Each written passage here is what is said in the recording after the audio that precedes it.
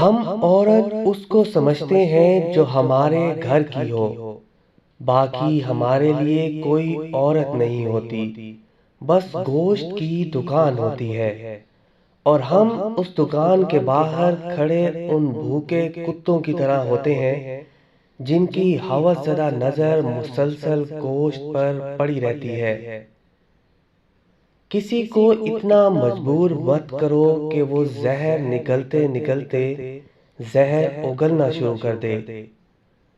وقت مٹی ڈال دیتا ہے یادوں پر، ماضی پر، آرزوؤں پر، غلطیوں پر، چاہتوں پر، یہاں تک کہ رشتوں پر بھی۔ دانشور وہ ہوتا ہے جو چند الفاظ میں کہانی کا نچوڑ اس طرح بتا دے کہ کوئی سوال باقی نہ رہے۔